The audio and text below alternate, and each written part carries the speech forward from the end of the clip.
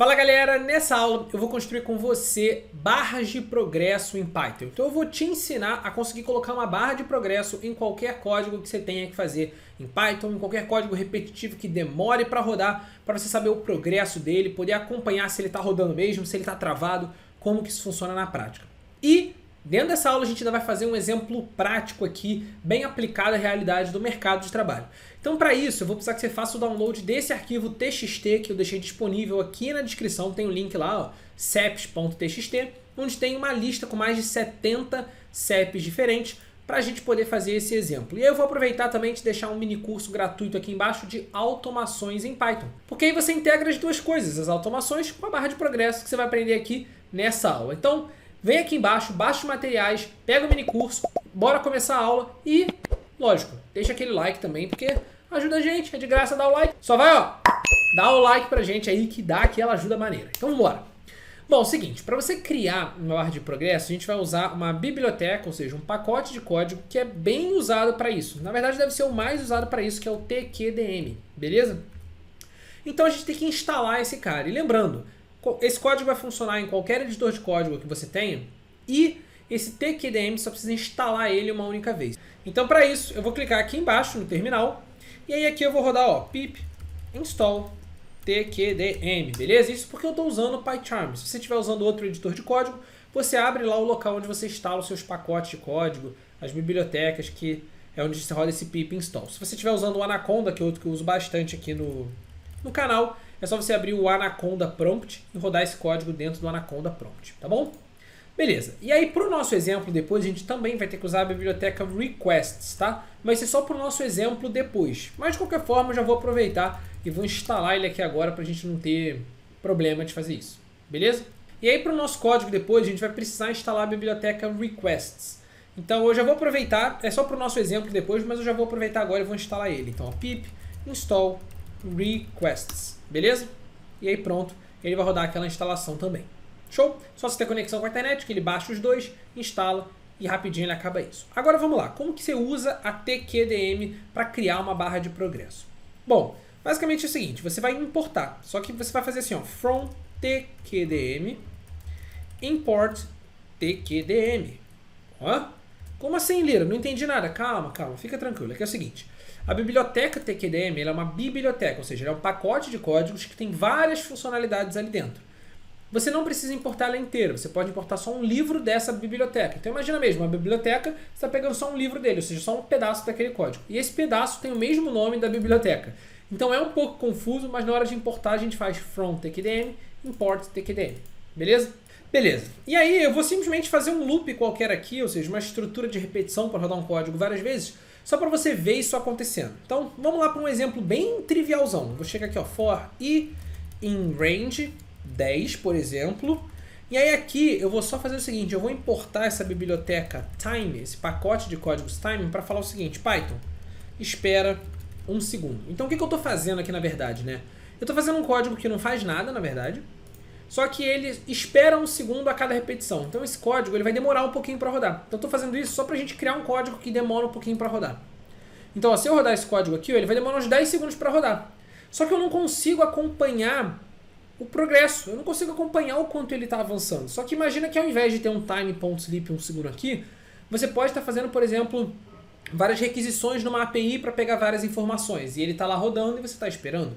Você pode, nesse processo, estar lendo várias bases de dados ou lendo várias linhas de uma base de dados e está esperando ali e não sabe aonde que seu código está parado. Então, quando seu código demora muito para rodar, é legal você usar essas ferramentas como uma barra de progresso para você saber aonde ele está avançando, se ele está indo, se está tudo certo. Então repara o seguinte, sempre que você tiver um loop, uma estrutura de repetição dessa aqui como for, você pode aplicar o TQDM. E é muito simples a forma de aplicar. É só você aqui, dentro do for, depois do in, tá vendo? For, tananã, in, range. Então aqui, esse cara, você vai colocar esse item final dentro de um TQDM. Tá vendo? Então você vai botar TQDM dentro desse item final. E olha qual vai ser a diferença. Eu só fiz isso, só coloquei esse item final aqui do meu for dentro do TQDM. E aí quando eu rodar o código agora, olha o que vai acontecer. Tá lá, a minha barra de progresso aqui embaixo, tá vendo? E ele diz quanto tempo ele acha que vai acabar, vai demorar, tá vendo? Falta 4 segundos, 3, 2, 1. Acabou. Tá vendo? Ele faz uma estimativa aqui e vai atualizando essa estimativa. Aqui ele fala a velocidade que ele está conseguindo rodar, tantas iterações por segundo, digamos, e aqui ele te dá o tempo que demorou. Então ele levou 10 segundos para rodar isso daqui, o que faz bastante sentido, porque esse código aqui eu mando ele esperar 1 segundo 10 vezes, então ele vai demorar 10 segundos para rodar. Beleza? Essa daqui é a primeira forma, digamos assim, a forma mais simples de você criar uma barra de progresso. Você vem no for, isso serve para uma lista também, tá, gente? Por exemplo, eu tenho uma lista aqui com vários números, 1, 2, 3, 10, 15. Você poderia fazer, ó, for item in tqdm lista, tá vendo? É sempre isso, o último item do for, você bota dentro de um tqdm. E aí aqui, por exemplo, eu vou botar também um time.sleep 1 segundo. E aí olha o que vai acontecer. Deixa eu comentar essas linhas de código aqui em cima, só para ele só rodar essa aqui de baixo. Olha lá, vou rodar esse código aqui agora, pá, rodei. E olha lá, ele também vai criar uma barra de progresso aqui, ó, tá vendo? Também vai criar uma barra de progresso, também vai rodar normalmente e vai funcionar numa boa, tá? Então serve se você está fazendo isso com uma lista, serve se você está fazendo isso com um range. A regra é, você envolve o último item aqui do seu for dentro de um tqdm, tá? Essa é a regra. Beleza.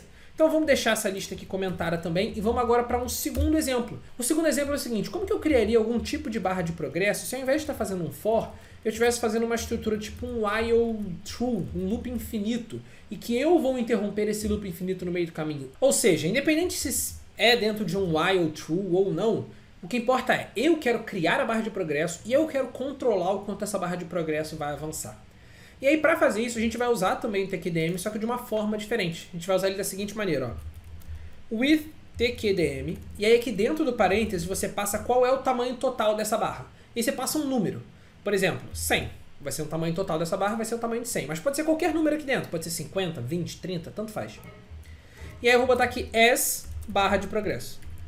Barra de progresso. Então aqui é uma variável que você está criando. E aí sempre que você quiser atualizar essa barra de progresso, ou seja, avançar um pouco nessa barra de progresso, a gente vai usar o comando barra progresso.update e dizer o quanto a gente quer avançar. Então, por exemplo, se eu fizer um barra de progresso.update 1, significa que essa barra de progresso ela vai avançar 1 em 100, ou seja, 1%. Se eu fizesse aqui barra de progresso update 5, ela vai avançar 5 em 100, o que significa 20%. Se eu tivesse aqui com um tamanho, por exemplo, de 50 e eu fosse avançar de 1, ela vai avançar de 2 em 2%, porque 1 sobre 50 é 2%. Então ele sempre faz essa conta.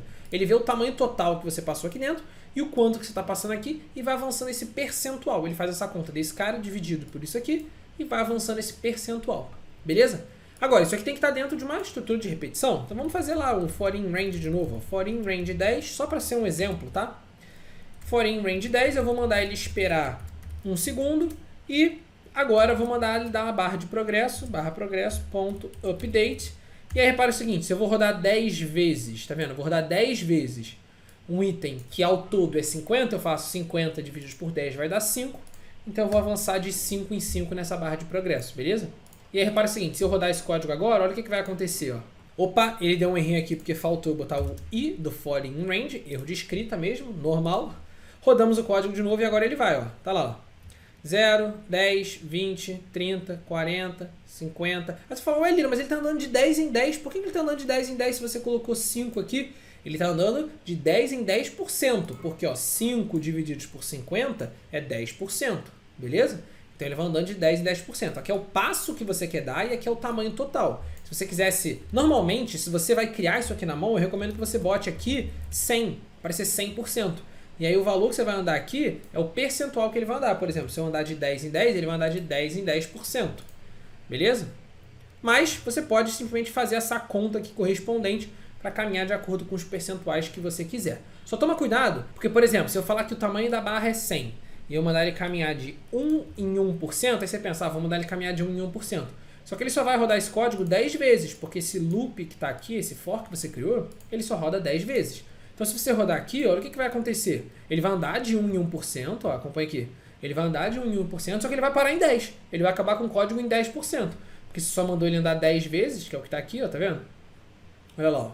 Parou em 10. Acabou. Ele vai falar que acabou, tá tudo certo, mas é porque o seu loop aqui dentro acabou. Beleza? Então só toma esse cuidado quando você for fazer manualmente. Você tem todo o controle, mas você tem que garantir que no final ele vai fechar 100%. Beleza. Vamos para um exemplo prático agora? Vamos. É o seguinte. Agora, eu quero construir com vocês o seguinte exemplo. Imagina que você trabalha no setor de logística de uma grande empresa.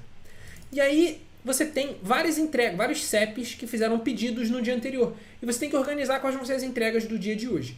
E as entregas do dia de hoje que você quer fazer são as entregas para a cidade do Rio de Janeiro. Então, vou botar aqui, ó. Quero entregar para a cidade do Rio de Janeiro. E aí, como que você faz isso? Você tem que analisar esses CEPs daqui e descobrir se esses CEPs são CEPs do Rio de Janeiro ou não. Como que você faz isso? Bom, existem APIs que dizem isso pra gente. A API nada mais é do que um programa que alguém construiu e disponibiliza pra gente se comunicar com esse programa, normalmente por meio dessa biblioteca, que é a biblioteca Requests, esse pacote de códigos, que é o quê? Você faz uma requisição, Requests, né, requisição em inglês. Você faz uma requisição para essa API te dá uma resposta. Então, basicamente, o que a gente vai fazer aqui agora é, a gente vai fazer uma requisição para a API falando, API, quais são as informações de cada um desses CEPs, desse CEP? Quais são as informações desse CEP? Quais são as informações desse CEP? E aí ele vai te dar as informações. E dentro dessas informações, a gente vai encontrar lá onde é que está a cidade. E a API que a gente vai usar para isso é uma API gratuita, que é essa daqui, ó, Awesome API, e ele tem uma API de CEP. E ele te mostra, olha só, para você fazer uma requisição dessa, para pegar as informações de um CEP, você faz assim, ó. Você faz uma requisição para esse link aqui, colocando o CEP aqui no final. Então eu vou copiar esse link aqui só para a gente visualizar, ó, Ctrl C, e vou aqui no nosso código em Python, colar esse link. Esse aqui vai ser o meu link, tá vendo? Esse aqui vai ser o meu link. Coloca ele entre aspas, né? Mas esse aqui vai ser o nosso link. E aí, como que você faz uma requisição para um link, caso você não tenha visto a nossa aula de requests? Se você não viu essa aula de requests, eu vou deixar o link aqui embaixo do vídeo para você assistir a aula de requests, onde eu explico todas as possibilidades de requisições que você pode fazer. Beleza? Mas a mais simples de todas é você pegar informações que tem nesse link daqui, que é você fazer assim, ó, requisição, vai ser o meu requests, que é esse pacote de código que a gente importou aqui, .get, e passa o link aqui dentro. E aí, se você quiser ver as informações que ele está te dando aqui dentro, essas informações vêm nesse formato aqui, ó, tá vendo? Formato JSON, tá vendo? Então, para você ver essas informações, você tem que olhar o requisição.json. Então, aqui eu não estou falando nada de barra de progresso. Vem comigo que a gente vai chegar lá. Ó, vou rodar esse código. Rodei. Olha lá, ele vai fazer uma requisição para mim e vai me dar como resposta isso aqui, ó, um dicionário do Python que tem várias informações desse CEP que a gente passou aqui dentro, que eu peguei lá do exemplo do site deles. Então esse CEP daqui, ó, tem várias informações. Qual é a informação que eu quero desse cara daqui? Eu quero a cidade. Qual é a cidade? Vamos olhar aqui, ó. A cidade dele é São Paulo, tá vendo aqui, ó? A cidade desse cara é City São Paulo. Então eu tenho que olhar o parâmetro City. Então eu vou fazer o seguinte, ó. Eu vou chamar esse cara daqui de resposta, esse requisição JSON, que vai ser esse dicionário todo que está aqui embaixo, beleza? Todas essas informações. E como eu quero pegar um item de um dicionário, como que eu pego um item de um dicionário? Eu faço assim, ó. Cidade vai ser a resposta, que é esse dicionário que está aqui embaixo, só que eu quero pegar o item de cidade dele, que ele me dá como resposta. Então é só você aqui dentro passar city. Então isso daqui vai pegar para mim dessa resposta que eu busquei lá nessa API, a informação de cidade desse cara daqui. Ah, quero pegar também o bairro, por exemplo. Quero pegar também o bairro. Como que eu faço para pegar o bairro, Lira? Ué, só você olhar aqui dentro desse dicionário onde que está a informação de bairro. E a informação de bairro, eu te digo, ela está aqui, ó. District, tá vendo? District é o bairro, ó, Pinheiros. Então eu vou chegar aqui e vou botar, ó, resposta, pegando agora o district. Tem que escrever igualzinho o que está aqui, ó. Igualzinho a chave que está ali, ó, district. Beleza? Então pronto, peguei a cidade, peguei o bairro. E aí o que eu vou fazer? Lembra, qual era o nosso desafio? Eu quero saber quais são os CEPs em que eu vou fazer a entrega, dado que eu só vou fazer a entrega hoje para os CEPs que são da cidade do Rio de Janeiro. Esse é o meu objetivo. Então estou estruturando quais vão ser as entregas do dia de hoje. As entregas do dia de hoje vão ser para a cidade do Rio de Janeiro. Então eu tenho que fazer isso de alguma forma. Então vamos lá. Passo a passo que a gente vai ter que fazer. Passo 1. Pegar a lista de CEPs, porque a lista de CEPs está no arquivo TXT. Eu tenho que transformar isso daqui numa lista Python, beleza? Numa lista do Python. Beleza. Passo 2. Eu tenho que pegar as informações de cada CEP. Então eu vou ter que fazer uma estrutura de repetição que vai pegar o CEP e vai fazer uma requisição lá no meu banco, lá na minha API, né? Que é como se fosse um banco de dados para descobrir qual é a cidade desse cara. Beleza? E aí eu vou fazer assim, ó, passo 3, verificar se a cidade é Rio de Janeiro. E se a cidade for Rio de Janeiro, passo 4, se a cidade for Rio de Janeiro, eu vou, por exemplo, printar, né? Ou seja, usar um print, printar o CEP. Beleza? Para eu saber o CEP e o bairro, já que a gente já pegou o bairro, o CEP e o bairro, para eu saber onde vai ser essa entrega. Beleza? Então é isso que a gente vai ter que fazer. Então vamos lá. Passo 1, pegar a lista de CEPs. Pegar a lista de CEPs é a gente ler um arquivo TXT no Python. Bom, para você ler um arquivo TXT é bem direto ao ponto. Você faz assim, ó, with open. E aí passa o nome do arquivo, ceps.txt. E aí aqui você passa um segundo parâmetro, uma segunda informação que é o que você quer fazer com esse arquivo de texto? Você quer ler ou você quer escrever? Ah, eu quero ler. Então você bota um R de read em inglês. Se você quiser se escrever, você bota um W de write em inglês. Beleza? Então aqui é R. As arquivo. Por que as arquivo? Você dá um apelido para esse arquivo que você está abrindo em modo de leitura aqui. Beleza? E aí você fala assim, olha só, os meus CEPs são arquivo.read. Basicamente é isso. Agora, vamos ver quem são esses CEPs? Vamos ver como é que vem essa variável CEPs aqui pra gente? Vamos ver quem são esses caras? Vamos lá, vamos rodar esse código aqui, ó. Pá, rodei esse código. Olha lá quem são esses caras aqui, ó. Tá vendo? Eles são o texto que ele está imprimindo para mim. Então, mas o que eu quero fazer? Eu quero transformar esse cara aqui numa lista Python. Isso aqui é CEP1, Enter. CEP2, Enter. CEP3, Enter. CEP4, Enter. E assim vai. Então, eu vou fazer o seguinte. Eu vou fazer assim, olha só. O meu CEPs vai ser a minha lista de CEPs, que é esse cara daqui. Só que usando um método, que é um método de texto do Python, que é o split. E eu vou fazer o seguinte, olha só. Eu quero que você pegue esses CEPs que você está me dando aqui e separe eles, faça um split neles com Enter, /N. O texto /N no Python é o Enter. Beleza? Lira, como assim? Sim, o Python tem caracteres especiais. O /N é um dos caracteres especiais do Python que significa Enter. /T é um dos caracteres especiais que significa Tab. Então, se você quiser dizer separa o texto a cada Enter que tiver no texto, você fala assim, ó, faz um split a cada /N que estiver dentro do texto. E aí repara o seguinte, se você fizer isso, olha quem são os seus CEPs agora, olha lá. Ó. Os seus CEPs agora são uma lista com todos os CEPs, tá vendo? Uma lista Python, isso aqui é uma lista Python com cada um dos CEPs. Então beleza, pegamos a lista de CEPs aqui, fizemos o passo 1. Agora, a gente tem que pegar a informação de cada CEP. Então, ó, para cada CEP em CEPs, para cada um dos CEPs dentro da minha lista de CEPs que está aqui dentro, o que eu quero fazer com aquele CEP?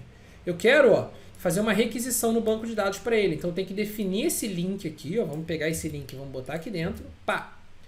E vamos fazer uma requisição nesse cara, para eu verificar se a cidade dele é Rio de Janeiro. Ó, que é o passo 3. É o passo 3. Eu quero verificar se a cidade é Rio de Janeiro.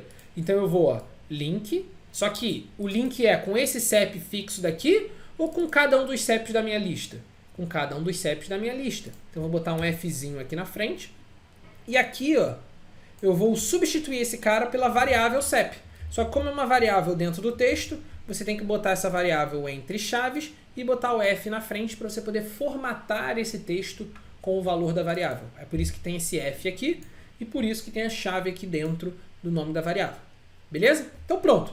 Isso aqui definimos o link. Aí a gente vai fazer uma requisição do link, vai pegar a resposta, vai descobrir a cidade, vai descobrir o bairro. Beleza. O que eu quero fazer agora? A gente quer, ó, printar o CEP e o bairro. Então eu vou botar aqui, ó, print. Só que é para todo mundo? Não. É só se a cidade é do Rio de Janeiro. Então, if cidade é igual a Rio de Janeiro. Lira, por que você botou 2 sinais de igual aqui? Porque o igual de comparação no Python é diferente desse cara daqui. Esse sinal de igual daqui, eu estou falando o seguinte, olha, a variável cidade ela vai receber o valor que está aqui dentro. Então eu estou modificando o valor da variável cidade. Quando eu estou comparando duas coisas, olha, eu quero ver se o valor que está lá em cidade é igual a Rio de Janeiro. O igual de comparação no Python é igual. Tá bom? Então se a cidade for Rio de Janeiro, aí eu vou printar. O que eu vou printar? O CEP, ó, o CEP e o bairro. Então eu vou printar CEP e bairro. Lira, mas por que você está printando o bairro? Só porque eu peguei essa informação aqui e eu quis printar o bairro. Você não era obrigado a printar o bairro, não. E aí, repara o seguinte, isso aqui ele vai rodar para 70 e poucos CEPs. Se eu botar isso aqui para rodar, olha só, rodei. Olha lá aqui como é que vai ser útil. Ele está rodando. Mas aí, ó, tá rodando, tá rodando. Eu não sei quando que ele vai acabar, se ele vai acabar, se tá indo bem, se não tá indo bem. Ele printa alguns para mim, mas ó, parece que travou, tá indo? Não sei, tô meio perdido. Então, a gente vai colocar uma barra de progresso aqui dentro. Eu pausei o código e vou colocar uma barra de progresso. Aí lembra, como é que eu botava a barra de progresso? Pega o último item do for e bota ele dentro de um TKDM. TQDM, né? Desculpa, TQDM. Então pronto, ó, TQDM, botei esse cara aqui dentro e aí vou rodar. E olha o que vai acontecer. Ele vai criar a barra de progresso para mim. Olha lá, criou a barra de progresso. Só que, olha só que está acontecendo uma coisa estranha aqui, ó. Por que aqui ele começou a barra de progresso, depois continuou na linha de baixo, depois continuou na linha de baixo, esse aqui ele foi avançando, ó, e está printando várias barras de progresso para mim. Tá acontecendo alguma coisa esquisita aqui. Não tem nada esquisito. Por quê? Porque a barra de progresso, ela é como se fosse um print também. Então quando você faz um print e a barra de progresso, ele printa e depois continua mostrando a barra de progresso. Então olha só, ele começou a barra de progresso, aí ele printou, aí ele continua a barra de progresso e printou. Ele não consegue continuar na mesma barra que ele já tinha criado antes, porque ele já interrompeu aquela barra para printar isso daqui para você. Então, aí você que sabe, assim, você pode deixar assim, você consegue, mesmo assim, acompanhando a performance dele e como que está indo esse progresso, você pode deixar assim, não tem de verdade, não tem problema nenhum. Mas caso você não queira fazer isso, é só você tomar cuidado que quando você tiver um loop, assim, com barra de progresso, ele vai mudar e vai fazer em linhas diferentes. Então você pode modificar, por exemplo, não quero que ele faça esse print dentro do for. Eu quero que ele só no final me mostre quem são todos os CEPs e bairros juntos. Então, por exemplo, eu vou criar aqui uma lista de endereços de entrega, que são os endereços que a gente vai fazer a entrega desse nosso exemplo. E aqui, ao invés de printar o CEP e bairro, eu vou adicionar o CEP e o bairro na minha lista de endereços de entrega. Então, eu vou fazer assim, ó. Ao invés de ter um print aqui, eu vou fazer assim, ó. Endereços de entrega, ponto append. E aí eu vou adicionar essa tupla aqui, tá vendo? São dois parênteses mesmo, ó. Um parênteses do append e um parênteses da tupla, que é CEP e bairro. Então, eu estou adicionando uma informação, que é essa tupla, essa lista aqui de itens no Python, dentro dessa lista de endereços de entrega, só para eu poder armazenar isso em algum lugar e não perder essa informação. E ao mesmo tempo, agora eu posso, depois que acabou esse for todo, ó, lá no final, eu posso chegar e fazer assim, ó, print endereços de entrega. Por quê? Porque aí agora esse cara está fora do for, que é quem faz a minha barra de progresso. E aí o que vai acontecer? Ele vai fazer toda a barra de progresso e depois de fazer toda a barra de progresso, ele vai me mostrar quem são os endereços de entrega. Então, ó, vou tirar esse print do CEP que estava aqui em cima, que a gente tinha colocado, só porque a gente não precisa mais dele. E agora ele vai me mostrar os endereços de entrega só no final. Quer ver? Ó? Vamos rodar o código. Rodei. Pá. Ele vai botar a barra de progresso para mim, ó, tá lá, tá avançando, avançando, avançando, avançando, e tá pegando cada um. São 72 itens. Ele vai devagarzinho, fazendo as requisições, pegando. Você consegue acompanhar que ele está rodando, que ele não travou o código, que está indo tudo bem. Acabou, pronto. Ele printou para mim todos os endereços que eu tenho que fazer entrega. Beleza?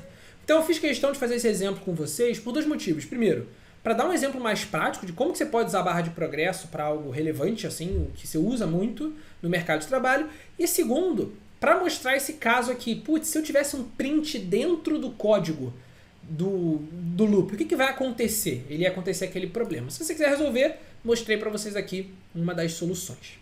Beleza? Bom, galera, com isso você aprendeu a usar a barra de progresso dentro do seu código. E para você continuar progredindo dentro do Python, você tem que, primeiro, deixar o seu like no vídeo e se inscrever no canal. Segundo, você tem que deixar aqui no comentário qual é o próximo progresso que você quer ter no Python. Cara, essa piada tá muito ruim, mas tudo bem, vamos continuar.